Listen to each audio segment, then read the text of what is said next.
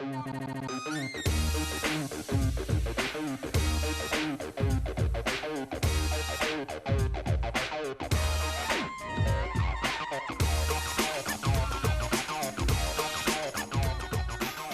right, it is Draft Day 2020. NFL Draft coming up tonight. We've got the BetCast at 8 East, 5 West right here on VSiN, the Sports Betting Network. It's a huge day. Spread the word. If you want to make money, you got to come right here to VSiN. This is the Everything Guide to Sports Betting as we welcome you in on a Thursday. We're going back to basics, the principles of betting, Betting 101 with the author of the Everything Guide to Sports Betting. And with that, we say hello to Josh Applebaum. Hey, buddy, how are you? Hey, Patrick, doing great. Yeah, I got a great show lined up today. We're going to talk about basically the tenets of betting college football. So there's a lot of similarities between college football and the NFL, but there's also some differences that bettors want to be aware of. We're going to talk about basically how to handle big, heavily bet games, kind of smaller bet games, system specifically when we're looking at both the spread and the total. And we're going to walk our way through each one of them. We're also going to interview one of our sharpest guys in college football, Bruce Marshall, who is the editor of the Golden Sheet. So should be a great show today. If you are a college football bettor, and especially a new bettor, today's the day to tune in. Team futures, Heisman Trophy, Game of the Year lines, opening lines, school rivals. We've got you covered when it comes to college football betting. Quickly, before we get into that, today is draft day.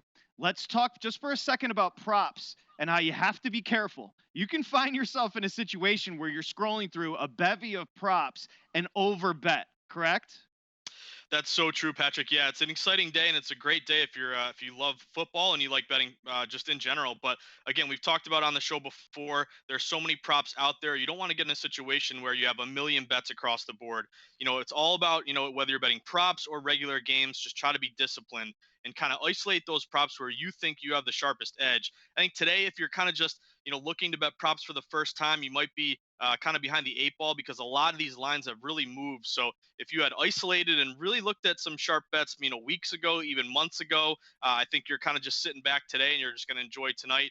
But you can see some late moves. But again, try to look at the juice movement, try to look at some cross props, some middling opportunities, some arbitrage opportunities, and as always, shop for the best line. And remember, a lot of these props are going to come off the board before as we get closer to the NFL draft kicking off. So running out of time, but still little value there if you can really pick your spots. Okay, over the next 57 minutes, you're going to walk away from this hour completely educated on how to bet college football. So let's get into it. Of course, college football, the second most heavily bet sport behind the NFL, of course. Every year gets more and more popular. It's just a monster right now as far as college football betting, not just here in Vegas, but offshore as well. Let's start simply. We'll go back to basics and with the spread systems in college football. Yeah, so Patrick, as a lot of new bettors need to know about college football, number one, it's predominantly a spread and an over-under sport. So what does that mean? It means you're betting based on the point spread. Will the favorite cover that number, win by more than the spread? Will the dog cover that number, either win the game or lose by less than the spread?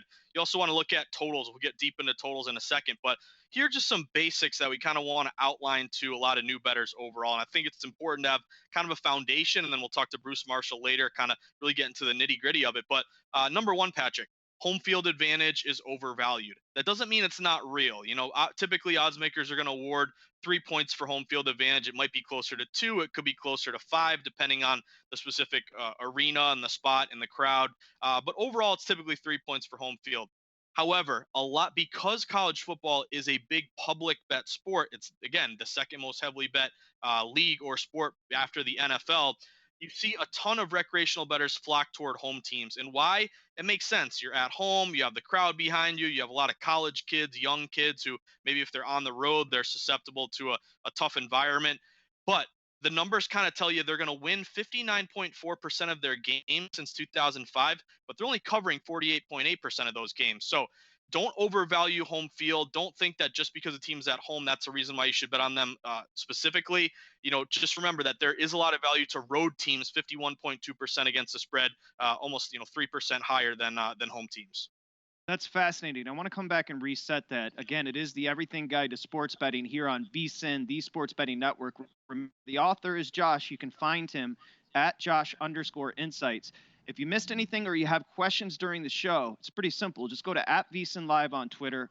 Remember, the information for today, this is a huge day for us, is all set at vsin.com. Okay? We do welcome you in. It is the Everything Guide to Sports Betting. Hope you're having a great Thursday. My name's Patrick Maher. Of course, Josh Applebaum is here. Let's reset. By the time this hour is done, you're going to know everything you need to know about college football betting. We're going to go in depth.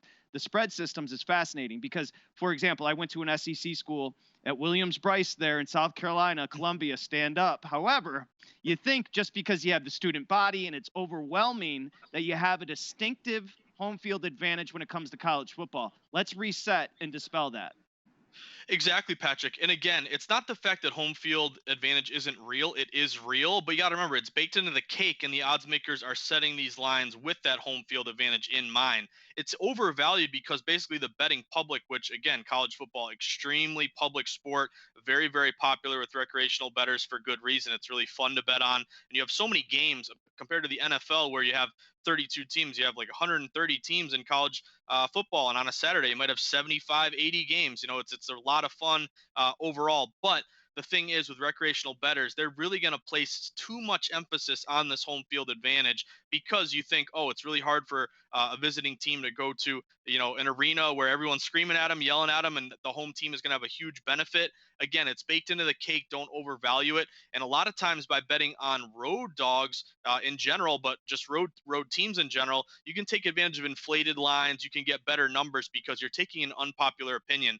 And again, these home teams are going to win almost 60% of their games, but they're really only going to cover about 49% of their games. And because college football is predominantly a spread sport, you're really more concerned about covering that number. So you have that little bit of an edge toward road teams over home teams. Well, you just walked me right into it. I love this part. Let's go short road dogs. So teams on the road catching 4 points or less. I think the audience is going to find this fascinating. Yeah, Patrick, when we were doing the Lombardi line all season long, this is a system that really week in and week out you could really depend on. And a lot of these systems that we're going to talk about, what's a system? It doesn't matter who the teams are, as long as they fit the criteria, they've been profitable historically because you have a pretty good theory behind it. So this is kind of one of the go-to systems for a lot of sharp bettors in general. But a short road dog that's +4 or less, what does that mean? They're getting a point, +1, +2, +3, +4. You're a short road dog. Why is that profitable? Because if you think about it, typically, odds makers are going to award 3 points for home field advantage. So if a team is getting +4 on the road, it's kind of like on a neutral site, it's a pick 'em game. They're basically pretty evenly matched overall. So as a result, you can also take advantage. And the beauty of this system is it combines basically buying low on an unpopular road team, but also a road team getting short points. You can also think of it as the public says, man, I get a team at home and I'm only laying a short number. Boom, that sounds great. Let me take it all day. You only have to win by, a touchdown. However, these short road dogs getting 4 points or less, they've covered at a 54.1% clip since 2005. And again, a new better says 54.1%. That's not very good. If I was getting a number grade in my math class, that's a failing grade. But no, 52.38% is your break even number based on the juice. So a system that's consistently with a big sample size, 54.1%, that's pretty good overall.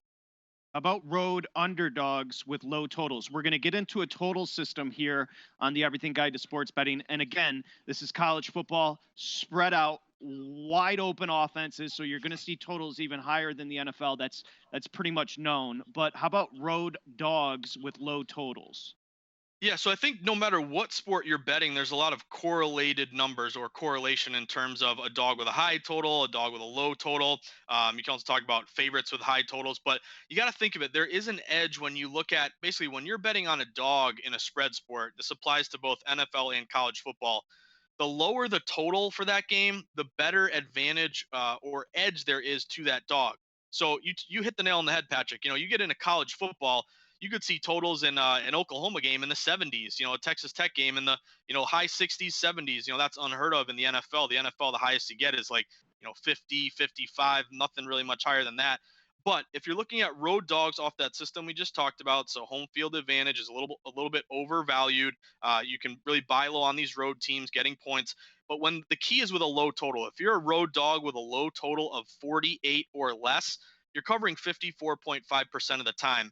And why does that make sense? It's because when the odds makers are projecting a fewer amount of total points scored combined by both teams, basically that means it's a little harder for that favorite to cover the number because the fewer the amount of points scored, the harder for the favorite to cover. On the flip side, if you're a favorite, you want a high total because it's more likely that those points are going to come from the better team overall. So that gives them, with more points scored, a bigger or better edge or opportunity to cover that number. So remember, short road dogs, 4 or less, home field advantage overvalued, but really these road underdogs with a low total. Low totals benefit dogs, lower scoring games benefits the team getting the points. Okay, you talked about correlation, and we can attack this thoroughly on another Everything Guide to Sports Betting. But just quickly, let's talk about correlation or correlative betting. This is a tenet or a principle that professionals bettors use, and I'll use it just as a very basic example, and then we'll move on. But generally, you're going to correlate a favorite to the over as far as a parlay bet, and a dog to the under. That's what we talk about when you hear correlative betting, Josh. Exactly. And this is something that you really want to keep in mind. It's not going to be the only reason you bet a game, but it's something that it's kind of a bigger thing operating. It's like gravity. You can't see it, but it's there. So again, betting on a favorite, you lean more to the over because if that favorite's going to win, they're going to win by more points.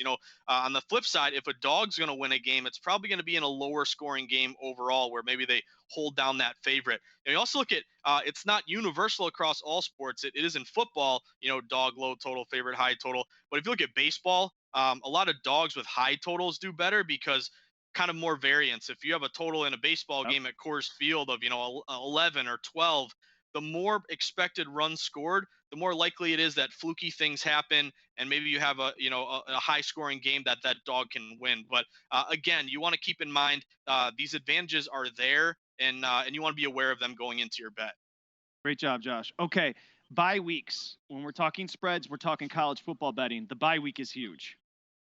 Bye week is huge, Patrick. Yeah, we talk in the NFL. I think the bye week gets a ton of attention, and it's definitely warranted because you always know which teams are on the bye. But bye weeks also take place in college football, and bettors should be aware of this because teams coming off a bye can really hold a distinct advantage.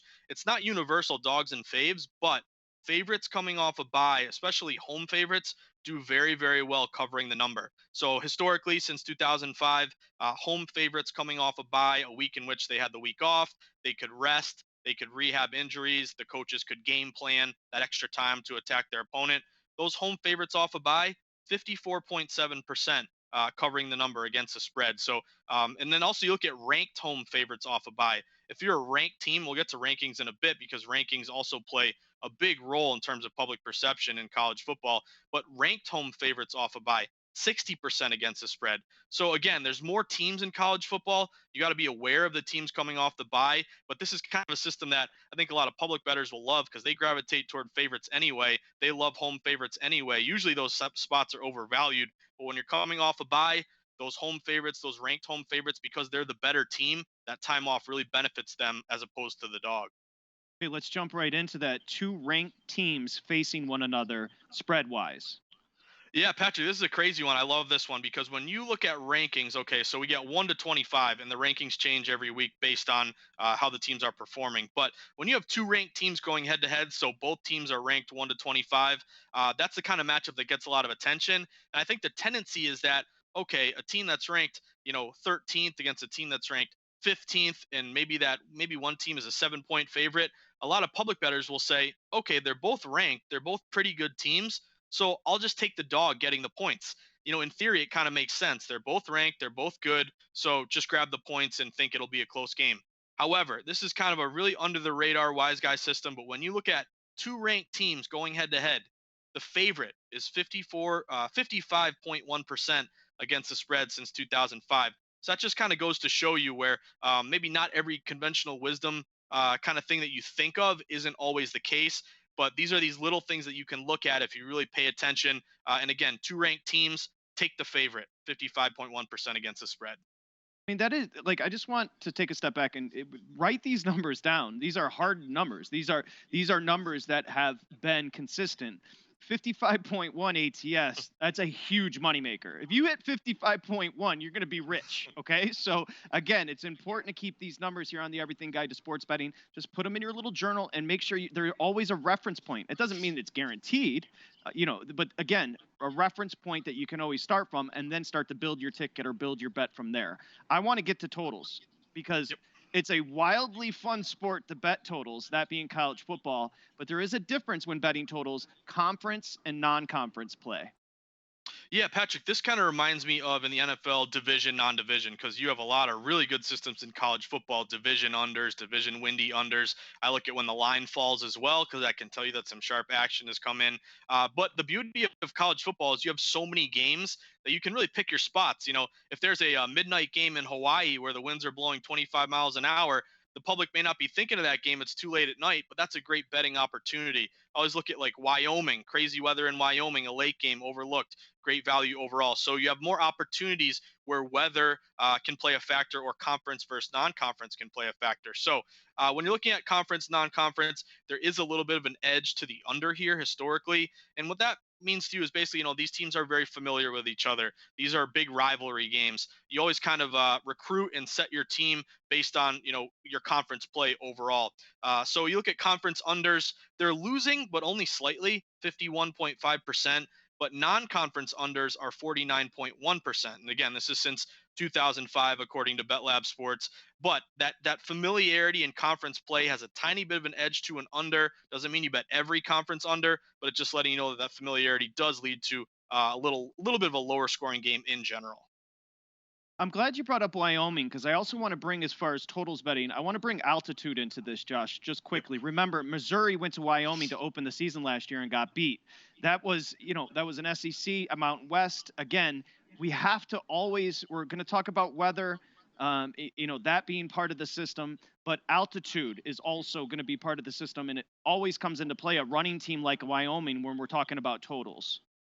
Exactly. Altitude can play a huge factor. You think of the NFL, the Denver Broncos, but that can be applied in other cases. You look at, Colorado State, Wyoming, any of these spots where you're really kind of up high in the mountains, that can have a big advantage to the home team. You look at the NFL, these guys are pros. They're kind of used to it. College kids, when you're going to the first time ever to a new altitude spot, that can really, really have an effect on you. You may have never, ever experienced it before or practiced against it. So that can have a big factor overall. We also talk about hot overs, Patrick. Yep. When it's really really hot out, 85 degrees or more since 2005, the over, if you like sweating overs, literally sweating, 54.5% to the over. And you always look at these September games in Florida or down south or in Texas, where it's 100 degrees out. You think, oh, seems like a lot of high scoring games. And that's true. Why? Because really the defense is just gassed, and the offense. It's fun to be out there scoring points. It's not fun to be defending and just getting shredded every play. And then also, this is a go-to windy unders. We talk about this all the time, but when it's really windy out, it's a huge edge in college football to the under. Number one, the quarterbacks aren't as good in the NFL, and you see windy unders do well in the NFL. But college quarterbacks, it's much harder to play in the elements because they're not probably not going to go professional. So number one, if it's 10 miles an hour or more, 54.1% to the under historically. 15 miles an hour or more, 57.7% to the under. 20 miles an hour or more, and we had Kevin Roth on who explained this to us. That's kind of his magic number, 20 mile per hour winds or more, 63.5%. So these are Wow. just little, yeah, Patrick, this is crazy.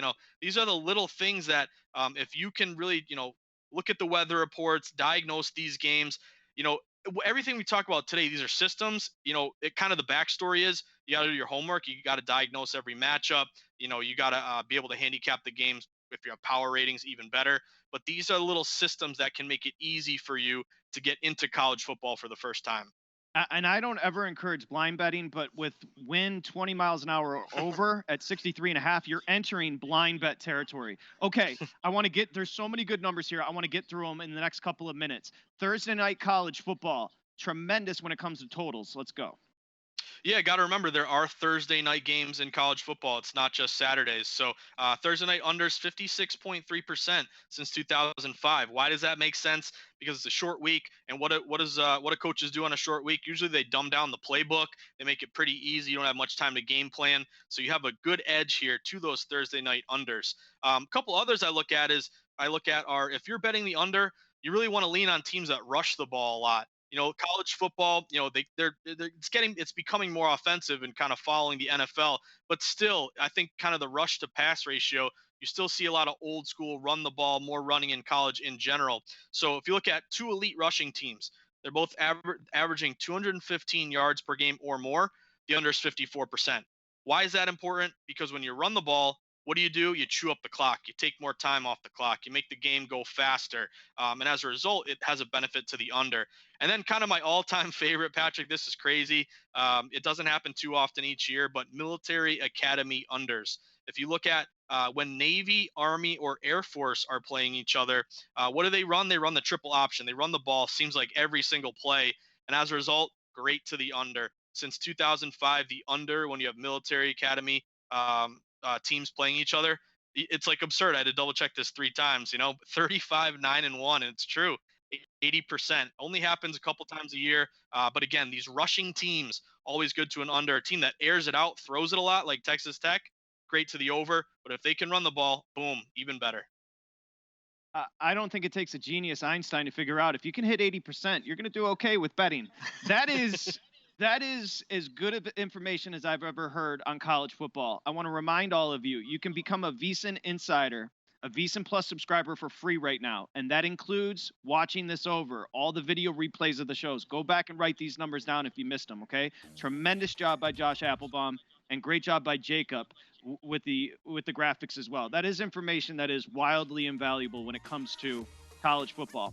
Coming up next, we're building your bankroll, my favorite segment. How can you build a bankroll in college football betting? We'll find out with Josh coming up next. Any information, remember, it's at Josh_insights or questions and vsin.com. Bankroll builder next, right here on the Everything Guide to Sports Betting.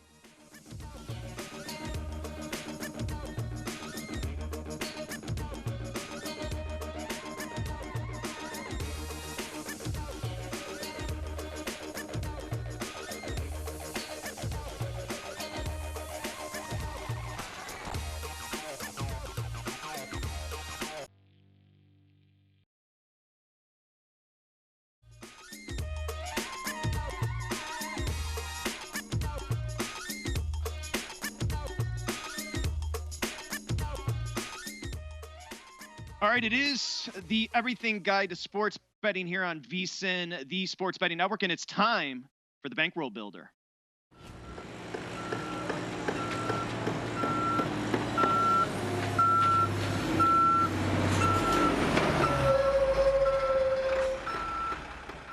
Tremendous job, everybody there. Today has been a lot of fun with a ton of information. We're talking college football. By the time this hour is done, you're going to be ready to go when betting college football. Let's talk about Bankroll Builder. How can we build our bankroll when betting college football, Josh? Yeah, so Patrick, I think a big distinction when you're betting college football is knowing that not all games are created equally. In the NFL, you know that, again, there's only 32 teams. Every game is going to be televised, every game is going to be extremely heavily bet. But in college, you see big discrepancies. So with 130 teams overall, you're going to have a big difference between a really heavily bet game between what we call a Power Five conference, the SEC, ACC, the Big Ten, the Big 12, the Pac-12, and a big discrepancy between these smaller games where you're looking at Georgia Southern against Middle Tennessee State. So as a result, bettors going into these games, they want to know, they want to be aware of how kind of the popularity or unpopularity of a game can kind of influence how they want to approach betting a game overall. So what I always look at is, especially on a Saturday, you have like 70 games, so many games on the board. How do you distinguish the heavily bet ones from least heavily bet ones? What I do is look at names, big name teams. If you're Oklahoma, Alabama, Clemson, LSU, pretty good chance that these are going to be heavily bet games. And as a result, you have some contrarian value. So what is contrarian value? That means betting against the public. The public will flock to these big name schools and these big name programs, especially if they're on TV, especially if it's a rivalry game, ranked games in general. So you kind of know going into it that if one team is, getting 8 out of 10 bets, that team getting 2 out of 10 bets has a lot of value because you can capitalize on that public bias. Maybe you're getting an inflated number, a better number from the sports books. Sports books usually have big liability on these big name teams, and the sports books are in the business of making money. So being on that contrarian side in these big heavily bet games has a lot of value overall. I always also look at things like reverse line movement. So you'll hear this term a lot within betting. It's kind of abbreviated as RLM. So what that is, it's basically a simple way to kind of locate sharp action. You can't just go contrarian and think you're going to be, a millionaire sports bettor. You got to make sure you're also on the sharp side of every play. Ideally, you're the sharp one moving these lines. But if you look at line movement, you can kind of see peek behind the curtain where the sharp action is coming in. So for example, an unpopular dog that's, only getting a third of bets. If you see that line fall in their favor, maybe they go from +7 to +6. What happened there? Are the odds makers just, taking away a point and, giving it to the popular side? No, it's likely that they took in some sharp action from respected players on that dog +7, caused them to move the line down. Also, you have fade the trendy dog scenarios where typically, dogs are going to be unpopular play, but when the public loads up on a dog, they fall in love with a dog loses its value. It becomes overvalued. So if you see, heavy betting on an underdog, but yet that line moves further to the favorite, so everyone's betting the dog, but that favorite goes from maybe -2 to -3. That's another sign of sharp action moving that number. And then lastly, when you're looking at these low bet games, like again, Patrick, these small schools, like I'm from Western Mass, you look at like Amherst against Williams College, or super, super small schools overall, Northern Illinois against, whoever it may be. Line movement is really, really key because the public isn't flocking to those games. They're not popular. No one really cares. They may not be on TV in general. So that line movement, when sharps are hitting it, you know that it's really all sharp action moving that number. So paying attention to line movement in low bet games can be really, really indicative of sharp, smart money coming in. And then lastly, as always, Patrick, we always got to stress to our viewers and our listeners, shopping for the best line, getting the best number, having access to multiple outs, and trying to put yourself in the best position possible by getting the best number possible. If I could just add one specialization, go to the local Yeah. blogs. The kids that are running the blogs on campus, sometimes they have more access to the players, they have more access to practice and information than some of the national beat writers, Josh. We lost Josh for a second there, but I think it's specialization is something that's often discussed when it comes to sports wagering. It's very important. One, you can pick a conference if you're just getting started, focus on that. But Josh, just to quickly follow up, I have 30 seconds. Go to those local blogs because those kids have information. And again, we lost him, but that's okay because the information is true. I assure you of that. That's Bankroll Builder. When we come back, Bruce Marshall is going to be joining us here on the Everything Guide to Sports Betting. So again, if you missed anything as far as Bankroll Builder, here's what we're going to do. We always have Josh's notes at the end. It's your quiz. We'll have the information back for you then. Mr. Marshall's going to be joining us. We're talking exclusively about college football betting right here on the Everything Guide to Sports Betting. Josh Applebaum. Remember, if you missed anything, we've got our big bet cast tonight as well. Go become an insider for free. It's vsin.com. Bruce Marshall's next.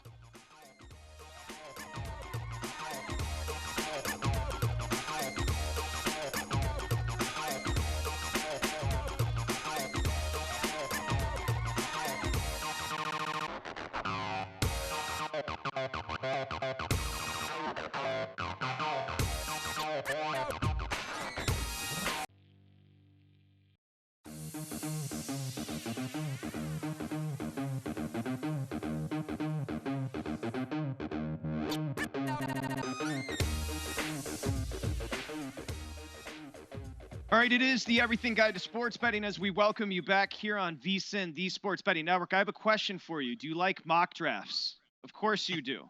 More importantly, do you like accurate mock drafts? Of course you do. Matt Humans, Jonathan Von Tobel, Brady Cannon.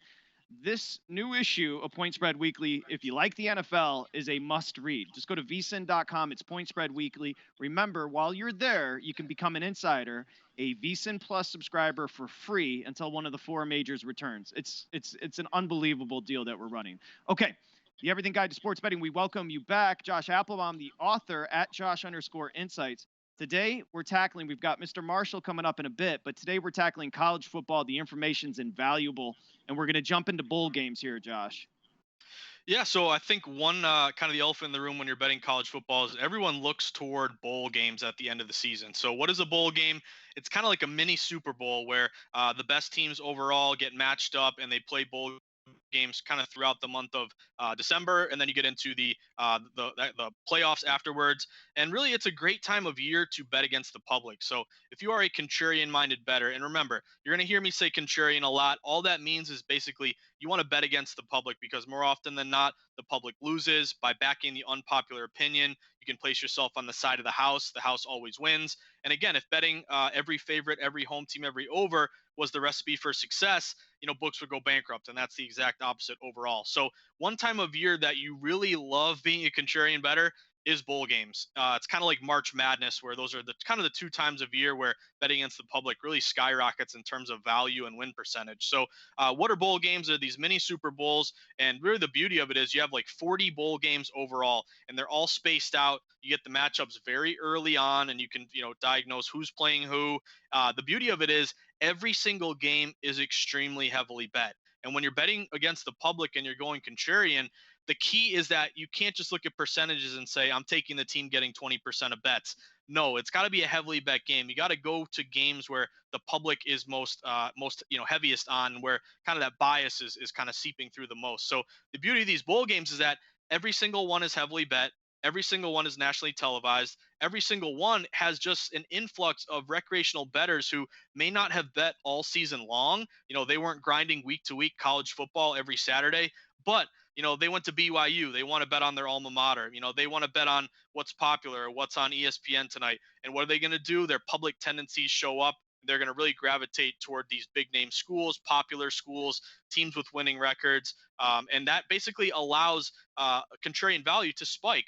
And so what I look for when you're betting bowl games is a lot of dogs in general. So the team getting points has extra value in these bowl games because you have an influx of public bias and public action. So Bulldogs in general since 2005, 52.4% covering the number. It's not often in any sport where just a blind dog overall, all dogs are profitable. But remember, 52.38% is your magic number. So they're actually just in general, dogs in bowl games are profitable covering the number. Now, if you add a little bit more to that, you layer on one more thing, Patrick.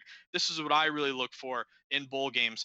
It's dogs with inflated lines. So, what is an inflated line? Basically, that means the public is really, really hammering that favorite. And once the number opens, that line is moving further toward that dog. And as a result, you're getting more points to bet that dog. So maybe that bowl game dog, opens as a 3-point dog. Now the public's hammering the favorite. They go from +3 to +4, or +3 to +4.5, or +5. Normally, you would look for some sharp action, a line freeze, reverse line movement, a line moving toward a team. But in these unique situations where it's really, really heavily bet, if you can get an inflated line of at least a half point, those teams, those bulldogs with inflated lines, are 58% against the spread since 2005. So that just goes to show you capitalizing on public bias. There are certain times a year when the value skyrockets. Bowl games, great time of year to go contrarian, similar to March Madness when you're betting college basketball. And if I could add one, Josh, imbalance of motivation. Yep. Alabama is expecting to be in the Final Four. We've seen motivation with Michigan under Harbaugh, expecting more from a team ending up in a less worthy, in their perception, bowl game. You have to look at motivation going into these bowl games, and also you have to look at who's playing. Some guys are going to sit out, but the imbalance of motivation is an important point.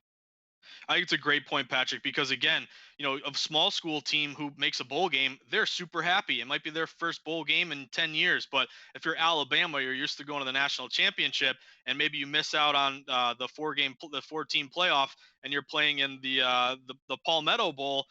That's a letdown for you. So motivation is key. A great point by you, Patrick, as well. Will there be star players who are going to sit out because of the NFL draft?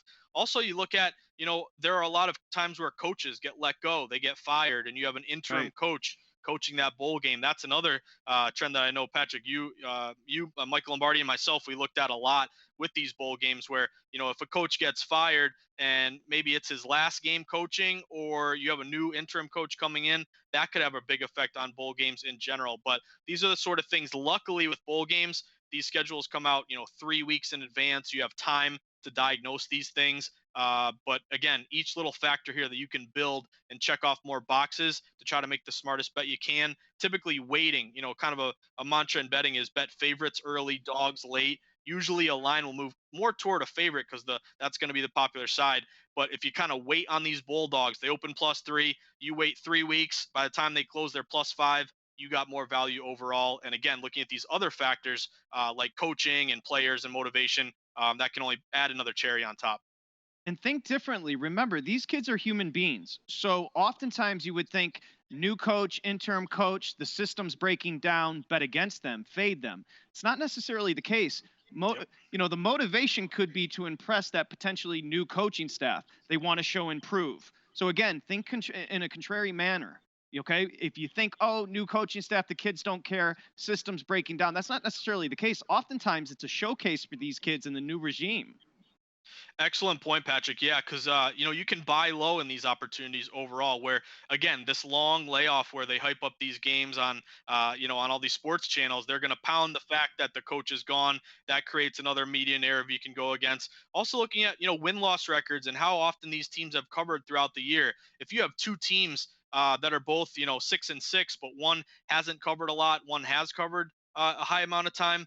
Buying low on a team that hasn't covered because maybe they cost better some money. I kind of look at it as you want to lean on a bad ATS team versus a good ATS team because that's kind of baked into the cake and you can get better numbers. But again, bowl games have so many opportunities here to make money, and that's kind of the best time of year to bet college football.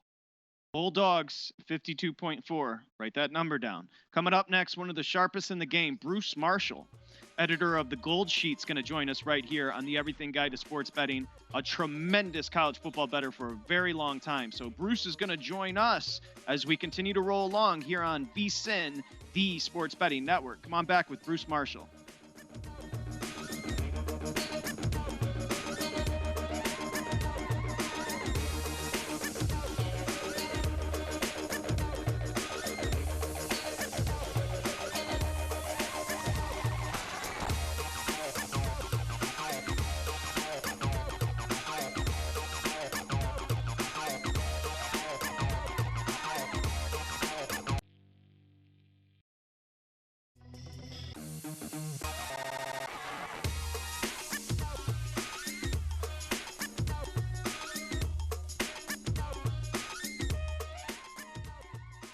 Well, it is draft day 2020 as far as the NFL, and the culmination for us here at VSIN tonight. Join us for the VSIN 2020 draft special. It's live 8 p.m. Eastern, 5 West. Our draft bet casting experts, including Matt Youmans, Michael Lombardi, of course, Brent Musburger is going to be there, Jonathan Von Tobel, and other special guests, analyze the draft from a unique betting perspective. They've got you covered. There's money to be made here on these props, okay? They'll track all the available props as each selection is made and alert you when they cash. Check out the VSIN 2020 draft special live tonight at 8 p.m. Eastern, 5 West, right here. It's on VSIN, the Sports Betting Network. We welcome you back. It's the Everything Guide to Sports Betting. Josh Applebaum, of course, the author. A very special guest here, Bruce Marshall, editor of the Gold Sheet, is a guy that I've been following forever, one of the sharpest when it comes to college football betting. You can give Bruce a follow at Bruce A. Marshall on Twitter. And with that, we welcome in Bruce. And as we say hi to you, Bruce, I wonder if you could just give the general bettor an overview. What makes college football betting so unique?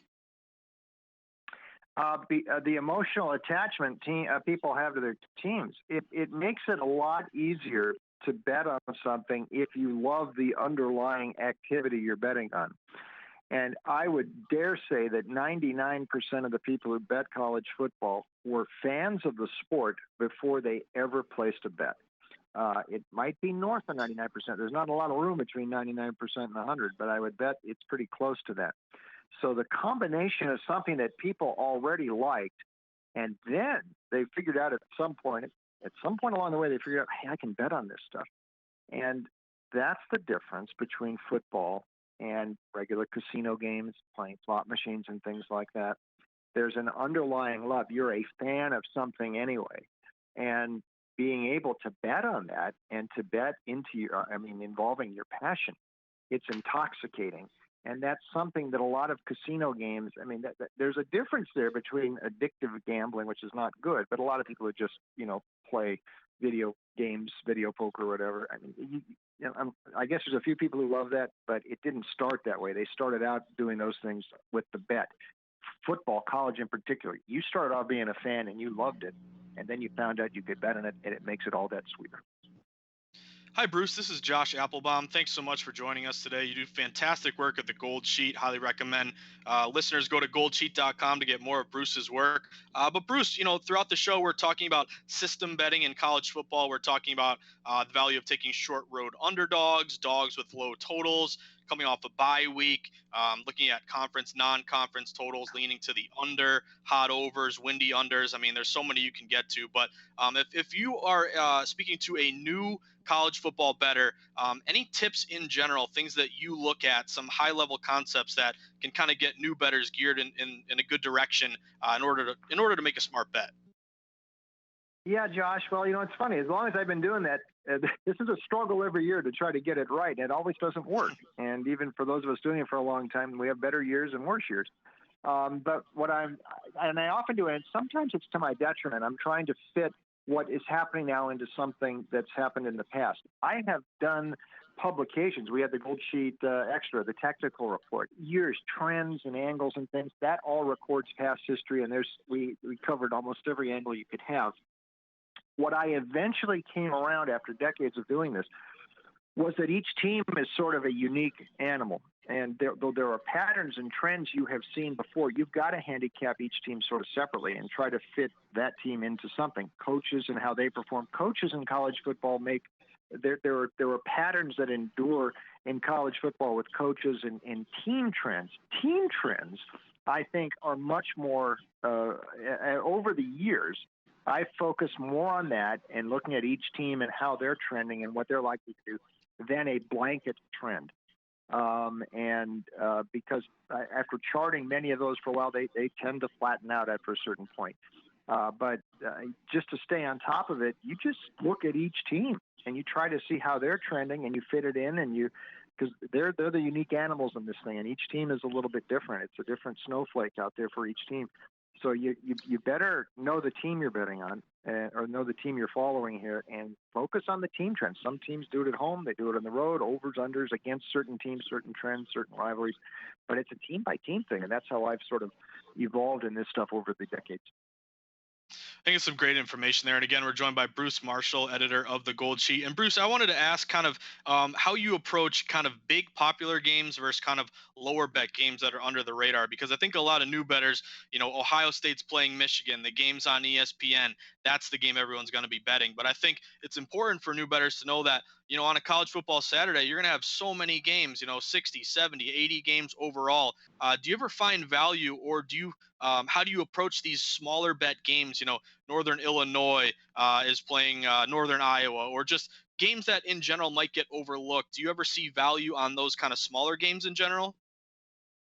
Oh, sure. A good question there, but absolutely. I mean, they're all the same. If you can bet on a game, I mean, you could win a bet as easily on a Sun Belt or a MAC game than you can a Big Ten or an ACC game. So there's nothing magical about Ohio State, Michigan that you've got to bet that game. If you're just talking about places to bet, all the sports books, they're at the South Point when it opens up, and everywhere else in Las Vegas and all these online sports books around the country now, they post all these games on the board. So you can find value anywhere, and there's not one better or worse than others. I mean, there are certain seasons, again, team-by-team stuff, and I find out I've got a better handle. It could be a team like Rice, it could be Tulane, it could be Conference USA, it could be a Sun Belt team, it might be Arkansas State, someone like that. But no, listen, you can look. The value is there. Every game is really, equal. I mean, a chance to win is out there on all the cards, and it is interesting. The bettors who do this, and there are not that many of them who actually bet on this, and who have made their money betting and not inherited money or had money coming into it and go bet a lot and think they're bettors. But the guys who actually do this for a living, a lot of them do it in college basketball, and they will focus on lesser leagues and just focus their attention there. It could be the Big Sky. It could be the Missouri Valley.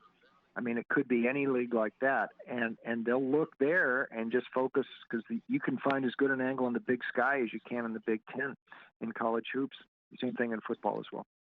Well, he's Bruce Marshall, editor of the Gold Sheet, goldsheet.com, and Bruce A. Marshall on Twitter. I'll say this. He's been the sharpest around for decades here in Vegas. But the reason I like Bruce so much, I call him the gentleman, one of the kindest guys you're ever going to meet. I hope you and the family are staying safe, Bruce, and we really appreciate your time. If you're the nicest guy, Patrick, I'm second behind you. But thanks, and nice talking to you and Josh, and everything's good. Hang in there, man. Okay, goldsheet.com. He's Bruce Marshall, killing it per usual. Thank you, Bruce. Yep, thank you, Bruce. It's time now for Josh's lessons. Let's get to these. as we wrap up today. This is about as comprehensive as you can get when it comes to college football. Tremendous job by Josh with some really hard information, some information when it comes to statistics that you should be writing down. Jacob and Carlos, everybody back at the shop as well. We'll open up today's journal with spreads, Josh. Yeah, so as always, remember college football, like NFL, is predominantly a spread and an over/under sport. So really, the majority of bets that you're going to place are going to be on who's going to cover the number and how will the points go over or under the total set by the sports book. So spreads, the most popular bet overall in football. And what do we talk about today? We talked about the fact that home field advantage is real. It's typically 3 points, but it's overvalued. Home teams are going to win about 60% of their games. They're only going to cover about 49%. So as a result, don't overvalue the team and bet a team just because they're at home. Know that that number is baked into the cake, and you can take advantage of some road teams that are undervalued. 51.2% for road teams versus 48.8% for home teams. Also look at some systems you can really lean on. Short road dogs +4 or less.